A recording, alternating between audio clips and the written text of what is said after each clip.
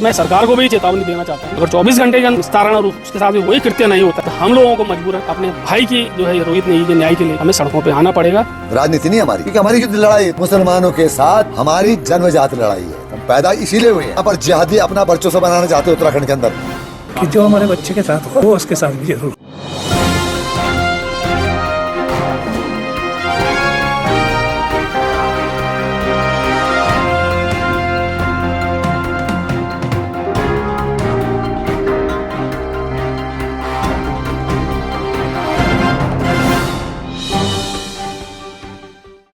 इस समय हम तिलवाड़ी विलेज में हैं और बीते 2 दिन पहले सोमवार मंगल की रात रोहित नेगी एक नवयुवक की गोली मारकर हत्या कर दी गई, जिस पर एक सरकार ने काफ़ी बयान दिया है और इसको बहुत उग्र तरीके से लिया गया है। पुलिस मामले की जांच कर रही है और इसमें मुकदमा दर्ज भी किया गया है और जो हत्यारा है उसकी पहचान कर ली गई है।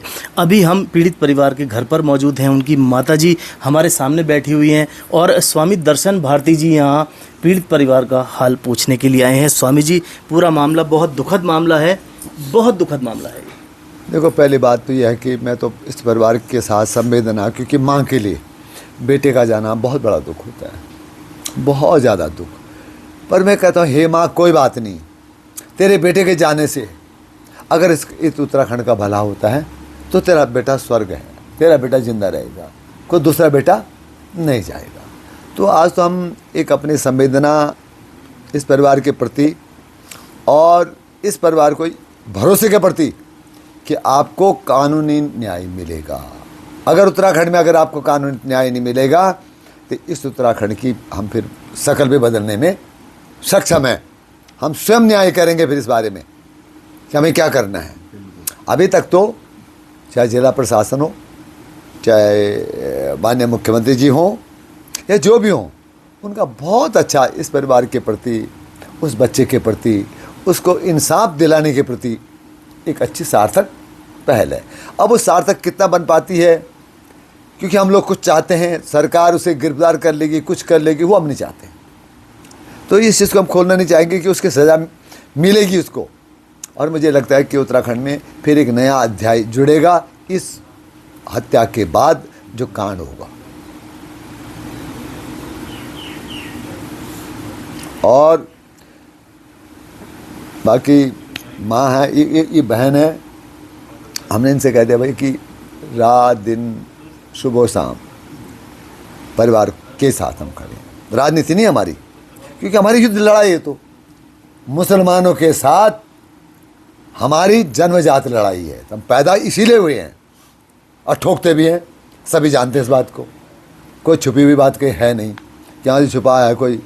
हम तो कह रहे हैं अगर हमारे सोर्सों के द्वारा हमें मिले तो हम उसे सजा दे दें। अरे अब क्या होना हमारा भाई, हम हाई कोर्ट से बेल ले लेंगे, आराम से घूमेंगे, क्या कोई दिक्कत थोड़ी हमें। अरे इस उम्र में हम चले भी जाएंगे, अब जाना ही जाना हमने तो, वो तो बच्चा दुर्भाग्य से वो चले गया पहले, जबकि जाना हमने था। तो हम आपके माध्यम से भी बिल्कुल जिहादियों को चेतावनी देते हैं कि भैया रुक जाओ, रुक जाओ। पुरोला देखा तुमने, बड़कोट देखा, और क्या हुआ ऊपर रावत जी, वहां क्या था ऊपर नंदानगर देखा, सब पता तुम्हें कि क्या क्या घटनाएं क्या क्या हुई। अगर ऐसा ही होता रहा, उत्तराखंड के नौजवानों के भविष्य से खेला जाता रहा, एक तरफ तुम इसमें एक जिहाद चला करके हमारे नौजवानों को बर्बाद कर दो, अगर कोई नौजवान सक्षम है तो उसे तुम मार दे दो, तो तुम्हारे खिलाफ फिर दूसरी लड़ाई लड़ी जाएगी और फिर हमें मजबूरन कहना पड़ेगा जिहादियों उत्तराखंड छोड़ो। हमें तुम मजबूर कर रहे हो कि हम तुम्हारे खिलाफ एक्शन लें और जनता को ये कहे कि अब जिहादियों को उत्तराखंड से भगाओ। क्या किस प्रकार देख रहे हैं स्वामी जी, ये मामला जिहाद से जुड़ा हुआ लग रहा है या ये आपसी तनाव रंजिश का पुराना कोई मामला लग रहा है, किसी और तरह की खुन्नस निकाली गई है, दुश्मनी किसी और से है, और या मौके पर कुछ तनाव में आकर ये हत्या की गई है? देखिए, एक बात सुनो, ये कोई तनाव की बात नहीं है, बिल्कुल हिंदू मुस्लिम की बात है। इससे तनाव कहाँ से आ गया? अरे दो पक्ष लड़ते हैं, राहुल जी हम कई बार लड़ जाते हैं, आपके साथ लड़ लेंगे, हम क्या गोली मार देंगे आपको? बिल्कुल यहाँ पर जिहादी अपना वर्चस्व बनाना चाहते हैं उत्तराखंड के अंदर, हत्याएं करके दहशत फैलाना चाहते हैं।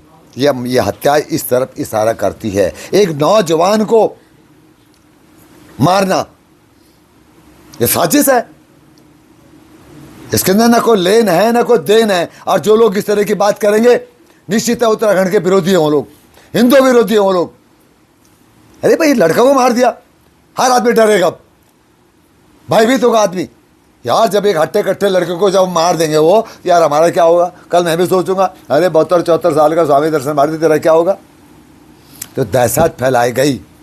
मेरा कहने का मतलब है रोहित नेगी की जो हत्या है वो उत्तराखंड के लिए एक दुख स्वप्न है और साथ में एक चेतावनी भी है कि उत्तराखंड के लोगों, अगर तुम लोगों ने विरोध किया जिहादियों का तो तुम्हारा हसर भी नेगी जैसा होगा। इस विषय पर हमारा स्पष्ट कहना है। दोस्तों, देहरादून में पिछले काफ़ी समय से क्राइम रेट बहुत तेज़ी से बढ़ता जा रहा है। क्राइम का ग्राफ बहुत तेज़ी से ऊपर आ रहा है। ये बहुत चिंता का और सोचनीय विषय है। इस बारे में हम पुलिस के उच्च अधिकारियों से बात करने की कोशिश करेंगे और जानने की कोशिश करेंगे इस हत्या के पीछे मुख्य वजह क्या है। आप हमारे साथ जुड़े रहिए, हम और लोगों से इस बारे में बात करेंगे। आपको जानकारी के लिए बता दें, बीते सप्ताह भी आईएसबीटी पर भी एक युवक की हत्या की गई थी और ये मामला इसी प्रकार का जुड़ा हुआ लग रहा है। स्वामी जी क्या कहेंगे इस बारे में? देखो वास्तव में दर्दनाक है वो, ये इनको हिंदू ही मिल रहा मारने के लिए। मैंने देखा नहीं कोई किसी मुसलमान ने मुसलमान को बेदर्द से मारा हो। मतलब आईएसबीटी ट्रांसपोर्ट नगर में नेपाली हिंदू, क्योंकि वो हिंदू पहले है, उसको गाड़ी के नीचे तब तक मारते रहे जब तक उसकी हत्या नहीं होगी। निर्मम नहीं है, बेरहम नहीं है, क्योंकि मैं कश्मीर में रह चुका हूं, 12 साल में इस राष्ट्र को दे चुका हूं। आतंकवादी क्या करते हैं? दहशत पैदा करते हैं। तो ये मुसलमान को क्या है? ये भी तो आतंकवादी हैं, दहशत पैदा कर रहे हैं उत्तराखंड के अंदर, लोगों की हत्याएं, जघन्य हत्या करके। बताओ, एक आदमी की हत्या ऐसे कर दी कि जैसे मतलब जब तक उस पर जान है गाड़ी चलाते रहे। आप सब समझ सकते हैं कि ये उत्तराखंड के लोगों को डराने का काम कर रहे हैं। पर भैया एक बात ध्यान रखना, उत्तराखंड के लोगों डरोगे तो बेटियां भी तुम्हारे हाथ से जाएंगी, और आज मारोगे तो बेटियों को भी जिंदा रख जाओगे, भविष्य को भी सुरक्षित रखोगे। बस मेरा इतना ही कहना है उत्तराखंड के लोगों को विशेष रूप से। दोस्तों, इस समय हम तिलवाड़ी में मृतक युवक रोहित नेगी के घर पर मौजूद हैं। बहुत दुखद घटना है, दुखद हादसा हुआ है इस परिवार के साथ, बहुत दुखद हादसा हुआ है। और हम मृतक रोहित नेगी के पिता के साथ इस समय मौजूद हैं। इनके मुँह से जानना चाहेंगे कि पूरा मामला क्या है, क्या हुआ उस दिन। जी, क्या हुआ भाई साहब उस दिन? ऐसा कुछ नहीं हुआ। वो उसका अपना ट्रांसपोर्ट का काम तो था ही बच्चे का ना, तो सेला कोई से आए दोनों वो, तो रास्ते में उन्हें उसका इनकी जो भी किसी के साथ वो हुई होगी उनका फ़ोन आया, तो उन्होंने कहा भाई वहाँ चौक पे मिल लो। तो जब वो इधर से गया भाव वाले की साइड से, नाम तो लेकर बताइएगा किसके साथ? भाई साहब नाम तो मुझे भी नहीं पता उस लड़के का। उनके साथी थे? हाँ, नहीं उनके साथी नहीं, जो जिसने फायर की। अच्छा। उसे फ़ोन किया मिलने के लिए जी। तो फिर ये वहाँ थे नहीं चौक पे, फिर वो गाड़ी लेके चले गए देवभूमि साइड में नीचे। वहाँ वो बोल रहा था कि हम वहाँ रुके, हमने वहाँ पेशाब वैसाब की। उसके बाद हम आ रहे थे जैसे ही, तो जब हम आ रहे थे तो वहाँ मतलब कोई ऐसी बात नहीं हुई। उन्होंने गाड़ी अपने घर आने के लिए भावाला की साइड को जैसे ही घुमाई तो वो 2 लड़के थे, वो मोटरसाइकिल, उन्होंने भी उसी टाइम मोटरसाइकिल स्टार्ट की और चलते चलते फायर किया उन्होंने। अब वो फायर सीधे उसकी जो है, जो साथ में रोहित के युवक थे उन्होंने बताया नहीं, कुछ कहा सुनी तो नहीं हुई? कुछ नहीं हुआ किसी बात। इस मामले को किस तरह से देख रहे हैं? कोई पहले का मामला था, कोई पुरानी रंजिश थी? कुछ ऐसा भी नहीं था कि उसकी उस लड़के से पर्सनल दुश्मनी हो, पर रोहित का नेचर ऐसा था कि वो कंप्रोमाइज़ के लिए लड़कों का करवाता था। तो हो सकता है उसका कभी किससे झगड़ा हुआ हो, उससे उसने कंप्रोमाइज़ करवाया हो, तब उनकी जान पहचान उस लड़के से जो भी रही हो। पर ऐसा कुछ नहीं था कि जो पर्सनल किसी से उसकी वो रही हो। आपको कितनी देर बाद सूचना मिली? किस माध्यम से सूचना के हमें तो सुबह फ़ोन आया, वो भी बड़े भैया के पास आया। बड़े भैया ने आगे बताया यार ऐसा कांड हो गया। बस तब क्या करते हैं,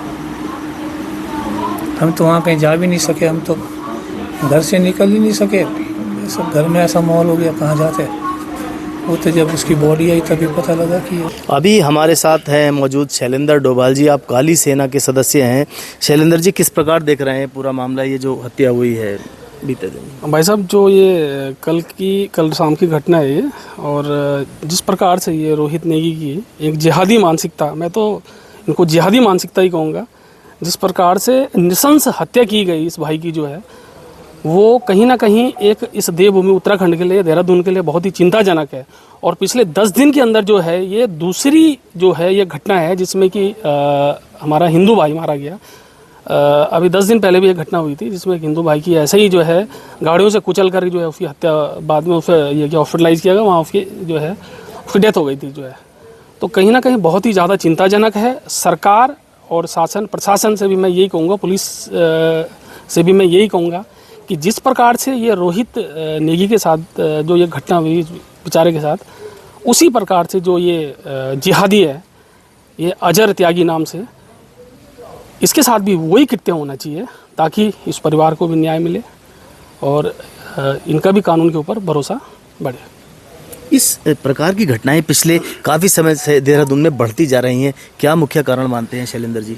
भाई साहब, सबसे बड़ा मुख्य कारण तो ये है कि उत्तर प्रदेश में योगी जी की जो सरकार है, योगी जी के खौफ से ये लोग वहाँ से भाग रहे हैं, इधर उधर भी भाग रहे हैं और प्रदेशों में। लेकिन इनके लिए सबसे ज़्यादा सेफ जो स्टेट है वो उत्तराखंड है। उत्तराखंड में इनको पता है यहाँ कोई पूछने गाछने वाला है नहीं, कोई सत्यापन करने वाला है नहीं। यहाँ पर हमारी पुलिस भी जो है, जब हम पुलिस के ऊपर दबाव करते हैं, हम लोग भी अभियान करते हैं संगठन के माध्यम से कि जो हमें थोड़ा डाउटफुल होते हैं, अभी जैसे अभी 1-2 मामले ऐसे हुए थे कि हमें प्रतीत हुए थे कुछ लोग ये रोहिंग्या है, बंगाल के, ये उधर गए मुर्शिदाबाद के, हमने सत्यापन के लिए करा, तब पुलिस ने इनका सत्यापन के लिए इनकी कार्रवाई शुरू की। तो कहने का मतलब ये है कि जो उत्तर प्रदेश से जो भी आ रहे हैं अपराधी प्रवृत्ति के, वो यहाँ पर कोई ना कोई छोटा मोटा कारोबार कर रहे हैं, है ना। उसी के आड़ में ये लोग यहाँ पर जो है इस प्रकार का ये कृत्य कर रहे हैं, किसी की हत्या कर दे रहे हैं, किसी के साथ मारपीट कर दे रहे हैं, किसी की ज़मीनों पे कब्जा कर दे रहे हैं। तो जो इस देवभूमि उत्तराखंड के लिए बहुत ही चिंताजनक है और हमारी सरकार को, इस हिंदूवादी सरकार को, धार्मिक सरकार को भी सोचना पड़ेगा ये, क्योंकि देखो हिंदुओं के साथ जिस प्रकार से घटना हुई, 1-1, 2-2 हम लोगों के बच्चे हैं, और जिस प्रकार से देखो इनका तो बेचारों का वंश ही खत्म हो गया, एक ही इकलौता इनका बेटा था, वंश खत्म हो गया आगे जो है। तो ये बहुत ही चिंताजनक है। और अदरवाइज अगर सरकार कुछ नहीं कर रहा, मैं सरकार को भी चेतावनी देना चाहता हूँ, अगर 24 घंटे के अंदर जो है इसका निस्तारण और उसके साथ भी वही कृत्य नहीं होता है, तो हम लोगों को मजबूरन अपने भाई की जो है ये रोहित नेगी के न्याय के लिए जो है हमें सड़कों पे आना पड़ेगा और वो हर सड़क जाम कर दी जाएगी इस भाई को न्याय दिलाने के लिए, इस परिवार को न्याय दिलाने के लिए। जिस प्रकार शैलेंद्र जी ने कहा कि जो हत्यारा है उसको साथ वही सज़ा दी जानी चाहिए जो मृतक रोहित के साथ हुआ है। अभी हमारी पीड़ित परिवार के सदस्यों से बात हुई, उनके पिता, माँ और परिवार के अन्य सदस्यों से बात हुई, तो उनका भी यही कहना है कि जो दर्द, जो तकलीफ़ रोहित को हुई है, उससे भी ज़्यादा बेहद दर्दनाक मौत, तकलीफ़ के साथ उस हत्यारे को सज़ा मिलनी चाहिए। आप हमारे साथ जुड़े रहिए, हम इस केस के बारे में पूरी डिटेल आपको बताएंगे। देखते रहिए उदय प्रभात न्यूज़।